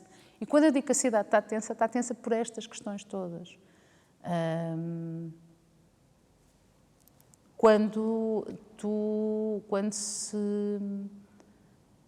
Quando as organizações de base local, quando as associações de moradores não são, eu não vou dizer não é não serem acarinhadas, porque eu acho, também nem tanto ao mar nem tanto à terra, mas não são devidamente reconhecidas ou acarinhadas, também se cansam de fazer este trabalho em prol da comunidade. E, portanto, quando tu tens opções políticas que vão nesse sentido, tudo isto torna uma cidade tensa. E esta não é a cidade, esta não é Lisboa em que me apetece viver. E gostava muito que encontrássemos outro rumo e outro caminho. Voltamos ao início da nossa conversa. Eu acho que só é possível nós termos uma cidade mais igualitária e mais... Eu preocupa muito esta questão do discurso que estamos a ter securitário na cidade e do fosso que há entre eu e o outro. Nós não vamos ignorar que a situação em que as pessoas migrantes e imigrantes, e faço a diferença, imigrantes e refugiadas, vivem em Portugal e em Lisboa, não são condições aceitáveis. Não são. Agora, o discurso não pode ser ter uma política de, como eu já ouvi defender, e já ouvi defender a nível nacional e a nível local, de ter uma política de imigração, de só fazermos a política de imigração de ser diretamente proporcional àquilo que são a necessidade dos recursos de mão de obra do país. Eu não quero ter uma abordagem de imigração assim. Não quero mesmo. Porque acho que isso não é benéfico, que eu olhe para uma pessoa... Eu acho que quem tem estas abordagens, para além da questão economicista, que é, eu preciso de X pessoas para a mão de obra para a construção civil, ou eu preciso de X para serviços. As pessoas não são mercadoria, mas a verdade é que é assim que elas estão a ser tratadas. Não é? E, portanto, eu acho que alimentarmos esse tipo de discurso e, sobretudo, de prática, e ter vontade que seja essa a prática, ou como eu já ouvi defender há relativamente pouco tempo, por pessoas com responsabilidade política, e vamos procurar pessoas de latitudes que são mais próximas de nós, portanto a integração é mais fácil, isso é quase uma abordagem higienista. Eu não quero isso. Agora, eu quero é que as pessoas que venham para a cidade, para a minha cidade, tenham condições dignas de vida e de refazer as suas vidas. E não vou usar o chavão de como nós fizemos em tempos noutros sítios, mas também é verdade, também aconteceu. Agora, nesta realidade, porque se nós não dermos condições às pessoas para terem essa vida digna, aí vai-se criar tensões ainda maiores. E para quem alimenta esse tipo de discurso, quanto melhor, pior. Até que uma pessoa se farte. No dia em que houver uma chatice grande com alguém que é migrante, porque está no limite da indignidade em que vive, o dedo vai ser todo apontado. E é isso que eu acho que nós temos que evitar. Trabalho em cooperação, a importância das organizações de base local, a importância do trabalho em coletivo pode ajudar a que este caminho não seja trilhado. Mas há uma responsabilidade grande a nível nacional e a nível local com os discursos que se fazem. Eu não gosto deste discurso securitário que nós estamos a ter na cidade. E ele está bastante presente. Então, na evolução de Lisboa, há uma... em termos puramente lógicos de correlação entre o que se faz e o resultado, não é? O nível local tem uma grande responsabilidade, mas existe também uma responsabilidade a nível local. A nível nacional, claro. E o contexto internacional ou global, achas que impacta? O que achas, por exemplo, do facto, a Europa, eu chamo isto, mas não sou só eu, há muita literatura sobre isto, o facto da Europa se tornar num museu para turismo, por exemplo, é uma coisa que não é própria a Portugal e não é própria a esta cidade. Em que medida poderíamos, digamos, estabelecer as correlações? Qual é a parte que é da nossa responsabilidade local, qual é a parte que é efetivamente na qual podíamos intervir a nível nacional e qual é a parte que, no fundo, tem a ver com o contexto global e de uma Europa, por exemplo, mas é só um exemplo, que optou por produzir menos, por deslocalizar a sua indústria, ficar com os serviços e que, no fundo, pronto, o que tem de bom e de bonito é a arquitetura, a história, o património, é isso que vende. E que, de repente, o centro Todos os administrativo descentra. E descentra nas cidades, nos países, e descentra depois também noutros territórios. E que afetou, pronto, a todas as capitais, ou quase, pelo menos aquelas que têm história e têm património para mostrar. Ainda hoje, a seguir ao almoço, conversava com um companheiro meu que, nós vimos isto acontecer nas outras cidades e como é que não fomos capazes de atalhar. E sim, demorou a chegar cá, mas chegou. É evidente que nós não estamos isolados e, portanto, as correntes todas que vão acontecendo na Europa e também no enquadramento global e mundial, é evidente que nos influenciam, não tenho dúvida nenhuma. E se eu estruturei o rendimento da cidade desta maneira ou do país desta maneira, depois queixar-me não adianta. Acho que há duas coisas que são influências e que nos influenciam grandemente. Primeiro, são as grandes correntes que acontecem do ponto de vista de mudança política que vão acontecendo no mundo. Este discurso que nós estávamos a falar, que acontece xenófobo, racista, securitário, agressivo, belicista, e que nós vemos cada vez mais no espaço público, quer do ponto de vista político, quer do ponto de vista cidadão, porque ele acontece. Não é indiferente olharmos à nossa volta no mundo e percebermos os vários fenómenos que aconteceram no Brasil com o Bolsonaro, que acontecem nos Estados Unidos com Trump e que acontecem em outros países mais próximos, na Hungria, por exemplo. Portanto, não nos é indiferente estas correntes que vão acontecendo a nível mundial. Isto do ponto de vista do discurso e de como é que isso influencia cá no nosso burgo. Há uma outra questão, e que tu tocavas, que é a deslocalização, por exemplo, da produção para hemisférios e territórios de mão de obra barata e de produção barata. E, portanto, tu deixaste de ter produção nos países e passaste a ter produção noutros países, muitas vezes em condições absolutamente infra-humanas na produção da transformação das matérias-primas e, portanto, passaste a ter cidades-museu, como tu estavas a dizer. E isso também chegou cá, embora em Portugal tu mantenhas ainda a deslocalização da mão de obra.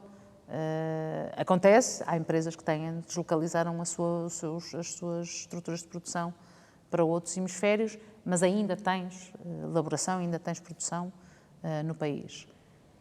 Acontece em Lisboa. Como é que nós conseguimos contrariar isso? Em Lisboa, eu não sinto propriamente que haja uma substituição, quando tu dizes em Lisboa, uma substituição da força produtiva nacional por outra força produtiva. Eu não sinto propriamente isso em Lisboa. Não sei se era exatamente isso que tu me estavas a perguntar. Não, estava a tentar situar os diferentes escalões de responsabilidade na transformação da cidade. Se a cidade realmente tem... A intervenção local se consegue realmente... Se tu tiver... Repara, há uma coisa que nós temos, que é, agora bastante primeiro para o nível nacional e englobados como estamos e inseridos em que estamos numa comunidade europeia. Eu gostava de ter uma outra Europa. Eu gostava de ter uma outra União Europeia. Eu confesso que este rumo que a União Europeia tem, esta forma de funcionamento que a União Europeia tem, não é o funcionamento administrativo, não é disso que eu estou a falar, nem é as estruturas. Eu gostava de ter um outro conceito de União Europeia, muito mais solidária, muito mais de interajuda, não o é, não é? Há vantagens. Nós agora tivemos uma situação terrível com os incêndios e o mecanismo de ajuda europeia funcionou, e, portanto, sim, isso é importante. Mas gostava de ter um outro conceito de Europa, um outro conceito de União Europeia, e, de facto, então, do ponto de vista do que é que interessa a quem produz e de como é que produz, obviamente que quem consegue manter capacidade produtiva e escoamento de produtos, produtiva no seu país e escoamento desses produtos, não vai querer que os outros países tenham capacidade produtiva, pelo contrário, quer é que o mercado desses países absorvam os seus produtos e, portanto, isso não é uma Europa solidária. Portanto, desde logo, isso tem influência. Depois, se tu tens um governo nacional, governo a nível nacional, que alinha ou embarca nessa linha e não procura defender, não é propriamente o produto nacional, mas a capacitação de produção nacional e de distribuição, de reforçar ou robustecer essa produção nacional, naturalmente vai ter influência depois nas várias escalas até chegar ao nível local. E quando a nível local tu tens cidades que são monofuncionais e a estrutura económica e produtiva da cidade é o turismo, é os serviços e turismo e não tens mais nada, e a estrutura económica que tu tens na cidade, o modelo económico que tu tens é a monofuncionalidade do turismo, o museu está aí. Não é? E depois tens o que acontece no impacto na habitação, nos preços dos bens essenciais. Ontem estava numa conversa em Campo de Ourique e estava a tentar perceber a diferença entre a minha freguesia, que é Campo Lido, que é ao lado, e a diferença de Campo de Ourique. Eu fui tentar perceber quanto é que custava um café, sem ser nos cafés nos cafés ainda tradicionais de bairro, mas noutros cafés que aparecem, e fui tentar perceber quais eram as diferenças de preços. É o mercado a funcionar no seu pior, que é, se eu tenho mais capacidade económica instalada e mais capacidade financeira, eu vou subir os preços. E depois, e aqui a minha questão não é as nacionalidades, como é evidente, mas como tu dizias há bocadinho na nossa conversa, uma coisa é tu entrares com uma situação de refugiado, outra coisa é entrares com visto de gold e com a capacidade económica e financeira que tens. E isso influencia diretamente aquilo que são os valores de mercado, seja na habitação, seja nos bens de consumo, bens de primeira necessidade. E, portanto, quando tu tens uma cidade que o único, ou o grande, eu diria que 90% do seu core é uma atividade económica ligada ao turismo, isto é uma bola de neve em relação a todas as outras questões, a desertificação da cidade, a incapacidade das pessoas manterem uma casa em Lisboa, e, portanto, há um nível nacional e um nível local, mas quando o nível nacional está alinhado... Repara, é uma queda d'água, não é? Estamos a falar daquilo que é a atitude dos países na União Europeia, que têm capacidade produtiva e que, de preferência, que os outros países não tenham essa capacidade produtiva e absorvam os seus produtos. Não é? Primeiro problema. Segundo problema, a nível nacional, quando é alimentada esta torrente, não é? Ou este leito. A nível local, quando há uma monofuncionalidade do ponto de vista do modelo económico. A questão do aeroporto, por exemplo, e o debate que há agora com o aeroporto sobre o impacto que ele tem na cidade.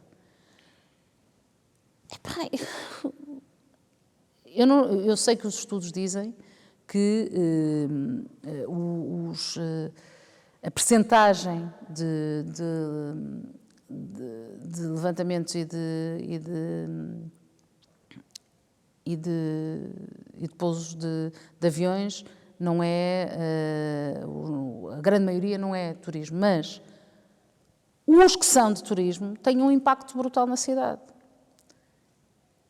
E aqui é uma decisão entre o bem-estar de quem ainda cá está, e de quem trabalha e de quem ainda cá vive, pá, e um vergar a continuarmos a ter uma cidade cujo modelo económico é o turismo. Ponto.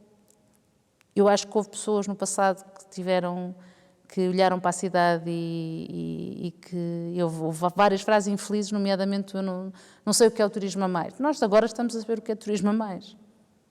E atenção, eu quando faço esta observação do que é do turismo a mais, não me faz sentido que eu vá apontar o dedo ao nariz ao turista que cá vem, porque eu também gosto de conhecer. Atenção, eu acho que uma das coisas mais extraordinárias que nós temos e que nos pode acontecer é nós podermos viajar e conhecer outras realidades. Portanto, eu não tenho que ir apontar o dedo ao turista. E está a acontecer isso, não é?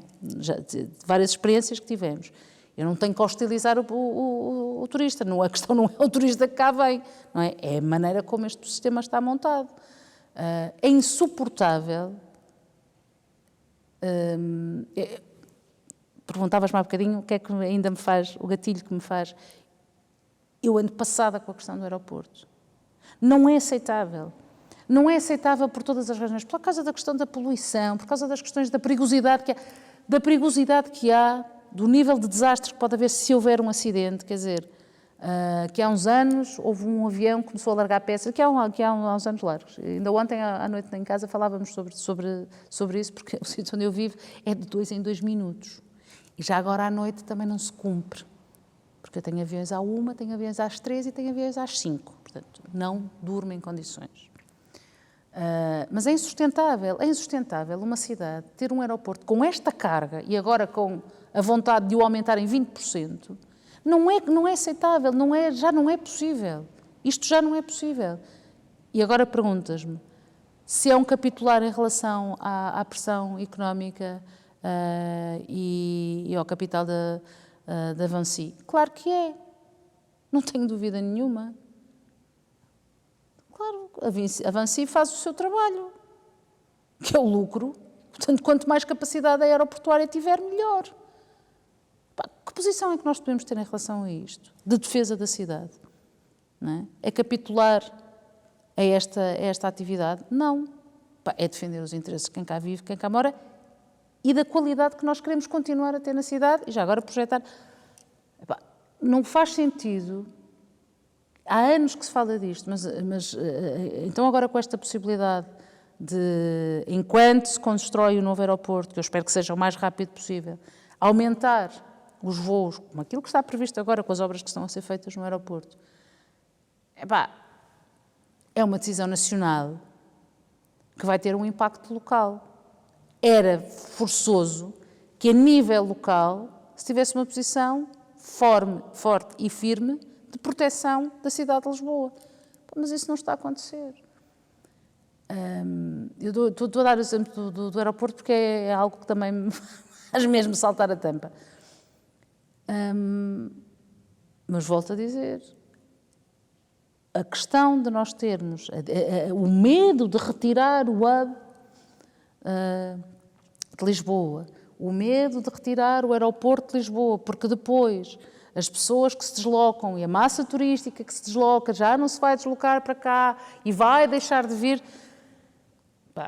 Lamento, mas não é essa a minha dama e não é esse o caminho que eu acho que uma cidade e quem tem responsabilidade de gestão da cidade a nível local deveria dizer à administração central.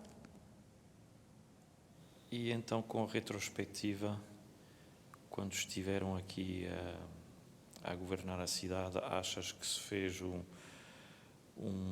bom trabalho em termos de visão, em termos de estratégia, ou andaram a apagar fogos? Fizemos as duas coisas. Então, na habitação, garanto que fizemos muitas duas coisas. Mas se havia coisa se houve coisa que me realizou, foi discutir a estratégia e a visão territorialmente não vou dizer com todos os territórios, mas com grande parte dos territórios. Nós fomos eleitos com um programa político e eu acho que quando uma pessoa é eleita com um programa político deve cumprir, porque foi esse mandato que os meus concidadãos me deram. Mas a maneira como tu executas esse mandato é que pode ser diferente e não precisa de ser cego. E eu acho que o facto de nós ter, eu pelo menos do ponto de vista daquilo que foi a minha área, e em particular na habitação, mas na habitação também, nós construímos quadros regulamentares, nós construímos programas em parceria e não foi só o ouvir, não é? Aquela ideia do nós vamos fazer um processo participativo, depois vamos ouvir. Não, participação é muito mais que isso. A participação é estar disponível para abdicares daquilo que é o teu preconceito e eventual preconceito em relação a um processo que estás a liderar e absorver, eventualmente, ou preferencialmente absorver aquilo que vem da comunidade. E eu não vou dizer que todo o mandato, os 2 mandatos foram feitos assim, houve coisas e já agora a participação é tensão também, a participação é conflito. A participação não é um xanta que andamos todos de mão dada. Não é, e ainda bem que não é. Mas houve uma série de coisas de visão e estratégia que foram partilhadas e trabalhadas com as comunidades, com as organizações de base local, com as associações de moradores, no meu caso muito com as associações de moradores, mas não só, com associações, com coletividades, com movimentos, e acho que isso foi um bom trabalho. Mas também andámos a apagar muitos fogos, e na área da habitação andámos mesmo a apagar muitos fogos, nomeadamente isto parece um clichê, mas também com uma ausência durante algum tempo, ou a abordagem da habitação durante muito tempo era, e em Lisboa foi a questão do PER, não é? Foi o grande, em conjunto com a Administração Central, foi o grande momento de política de habitação em Lisboa, e depois foi a gestão do PER, não é? E nessa gestão acho que pecámos muito nessa gestão. E, portanto, eu muitas vezes dizia, eu deparo-me com o pós-PER. E como é que giro coisas que já estão em tensão há muito tempo, em descrédito há muito tempo, como é que tu conquistas comunidades que estão há muito tempo desacreditadas da relação com o poder político e sentindo-se abandonadas. Portanto, houve muito fogo a apagar. E houve muita coisa que foi construída em conjunto. E acho que, nesse sentido, foi um bom trabalho. Se foi suficiente? Não. Não é suficiente. Coisas que falharam? Eu queria... Coisas que falharam.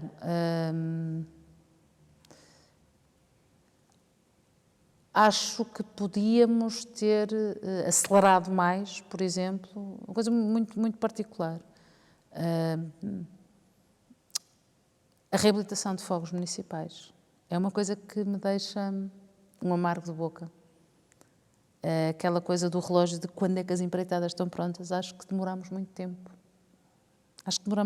E as pessoas, quer do ponto de vista da reabilitação de fogos de volutos, quer do ponto de vista da reabilitação de edificado. Fizemos-lo, mas eu gostaria que tivesse sido mais rápido, porque a pior coisa que pode acontecer com uma comunidade depois de a conquistares, e comunidades que estavam desacreditadas, é quando os resultados não são suficientemente rápidos, não é? Sim, acho que isso me deixa-me algum amargo.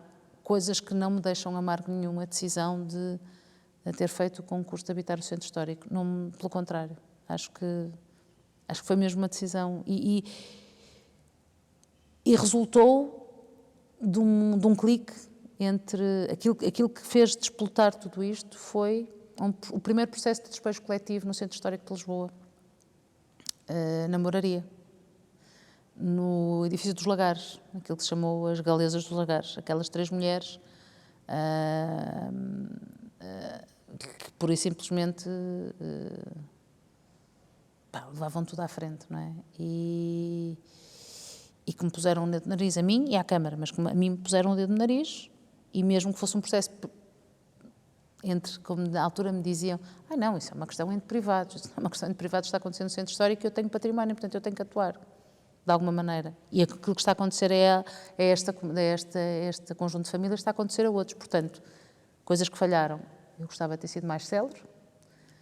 Coisas que não falharam, foi tomadas decisões como essas, foi a regeneração dos bairros, de 2 bairros emblemáticos de Lisboa, do Pato Cruz e da Boa Vista,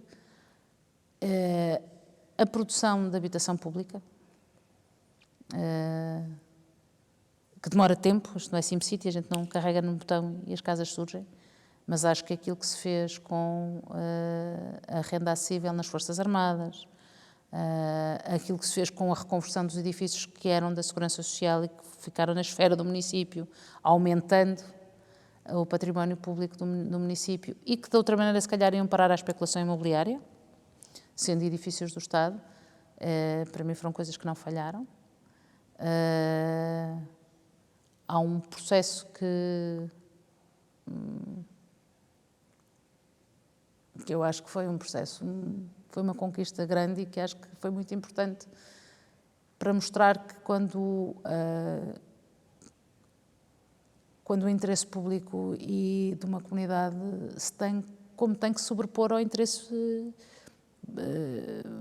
financeiro e económico, que foi o processo da Vila Dias, que não sendo uma vila é no Beato, mas é aqui mesmo ao pé. E esse processo foi um processo que eu acho que fez a diferença, até internamente na Câmara, de perceberem que às vezes nós temos mesmo que pôr os pés à parede. É uma das mais antigas vilas operárias de Lisboa, com centenas de famílias, e que estavam a ser hiper maltratadas. Um processo de chantagem, de maltrato quase físico, de ameaça, e que a única maneira de travar aquilo era nós tomarmos conta. E a Câmara pôs os pés à parede e comprou a vila. E a Vila Dias hoje é pública e as famílias ficaram asseguradas. E foi um processo de muita luta de uma organização de base local, como a Associação de Moradores da Vila Dias, das Vilas Operárias. E foi uma conquista, foi uma luta coletiva que resultou numa conquista e na defesa do interesse público. Porque não foi só o interesse daquelas famílias, foi o interesse público de explicar a um especulador e a um manipulador que o Estado está e deve intervir quando este desequilíbrio existe. Portanto... Se e quando deixares esta vida do desenvolvimento local... Não vou deixar. Não? Não, olha, vou-te dizer... O que farias? Ou seja, mas eu posso dizer. Irás regressar à tua primeira profissão ou irás... Eu voltei-me a regressar à minha primeira profissão. Mas sim, já não... Eu gosto... Algum sonho, alguma... Não, cada vez que me desafiaram-me o ano passado a integrar um projeto coletivo numa organização de base local, chamada Boutique da Cultura, e participei num espetáculo de homenagem à Natália Correia. E foi absolutamente extraordinário. Eu não ia a palco há muitos anos. Portanto, volta e meia volta, volto à minha origem. Mas não é fácil, quer dizer, quando se constrói uma carreira, constrói-se uma carreira. Quando não se constrói, volta e meia, podemos fazer o gosto, mas não é voltar à carreira. Mas há uma coisa que eu sei, que não vou deixar nunca, seja aqui, seja noutro sítio, seja com diversas roupagens, que é o trabalho com organizações de base local. Eu neste momento divido a minha vida entre Lisboa e Val de Lafões, ali perto de Vouzela, na zona de Vouzela, São Pedro do Sul e Oliveira de Frades é o Val de Lafões. Por questões familiares, divido esta minha vida. Eu não tenho aviões, eu tenho sossego e passarinhos, e hortas, e circuitos curtos. E a primeira coisa que eu fiz foi envolver-me numa organização de base local, que é a Associação Cultural e a Banda Filarmónica da Aldeia, e onde estou envolvida num projeto de recolha de memórias, memórias individuais com impacto, e memórias individuais coletivas com impacto na comunidade, e transformar isso num espetáculo. Portanto, acho que não vou deixar. Para os jovens que querem implicar e querem seguir o caminho nesta área, tu tens algumas palavras? Cultivem a inquietação. A coisa melhor que nós temos é cultivar a inquietação e às vezes fazer da inquietação e da raiva e do desencanto que às vezes temos em luta coletiva. E isto pode ser feito num movimento político, numa associação política, num movimento de defesa das questões do clima. Veja-se aquilo que acontece com a malta muito mais nova, com várias organizações, ONGs da área do ambiente. Pode ser feito num clube desportivo, pode ser feito numa associação cultural, mas não cultivem a inquietação e a transformação disso em luta coletiva e produtiva. Formem cooperativas. Acho que é esse o... Referências que queres partilhar, projetos, dados, mencionaste vários ao longo da entrevista, e também livros, eventualmente, Sim, que são referência para ti. Eu acho que qualquer livro da Angela Davis, acho que todas e todos nós devíamos ler. A propósito dos BIP-ZIP, há uma série de teses académicas, mestrado e trabalhos de investigação e de análise crítica do que é, isto sim em particular, o programa de ignição e de parcerias locais BIP-ZIP e algumas específicas sobre alguns projetos BIP-ZIP. Em Marvila há vários. Há literatura já sobre a importância dos grupos comunitários. Aconselho o site dos Laborda, dos Lacol Laborda, é um magnífico site sobre o projeto, mas também sobre os processos cooperativos. Portanto, acho que é uma referência que, se tiverem curiosidade, irem ver.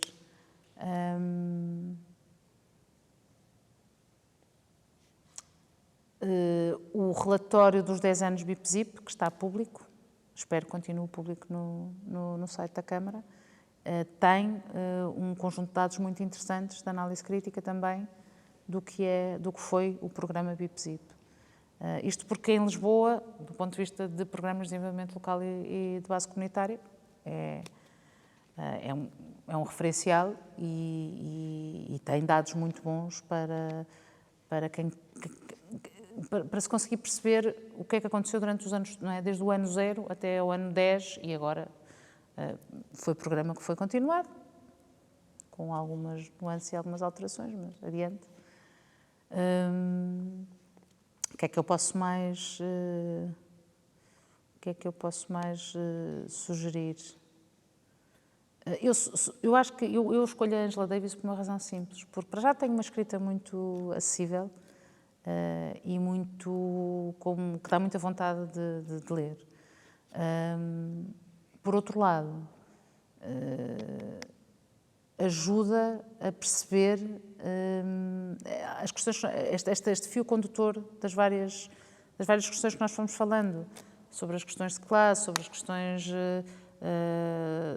da condição das pessoas racializadas, da condição da mulher, etc. Portanto, acho que é muito bom para se perceber essa necessidade da interseccionalidade das lutas.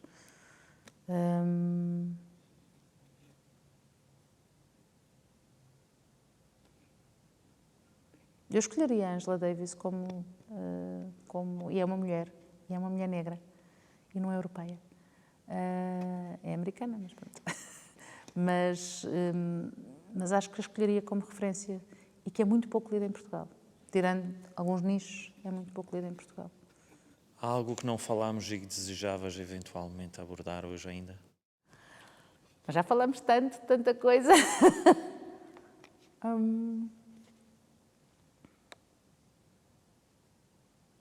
Acho que falamos praticamente tudo. Nós, em determinada altura, começamos a falar muito mais da ação política, do que é a ação política, não é? Do que experiência, por exemplo, muito em particular do desenvolvimento local, de base comunitária, na cidade. Mas é natural, a conversa foi por aí. Não, acho que abordámos tudo assim de uma forma mais de conjunto e muito que tem a ver com... Há uma coisa que não é propriamente o abordar, mas acho que podia deixar, que é, mesmo quando tu tens uma atividade política, que é o meu caso, e em determinada altura com função executiva, e que é diferente da função em que eu estou agora. Eu estou a aprender, eu tive estes 3 anos de aprender a ser oposição, tem sido muito curioso. Eu acho que nunca se deixa o chapéu cidadão. Nós temos vários chapéus, todas nós, não é? Mas acho mesmo que nunca se deixa o chapéu de cidadania. E acho que quando se deixa o chapéu de cidadania, o cursor está no lado errado. Portanto, acho que é assim uma referência. Vão ao teatro, isto é um chavão, mas faz diferença para o nosso crescimento. O ler é evidente e as referências teóricas e tudo mais, mas o cinema e o teatro são dois espaços de reflexão e de ação e de inquietação. Por isso. Paula Marques, no canal do Desenvolvimento Local, muito obrigado pelo teu contributo. Obrigada. Obrigado. Obrigada.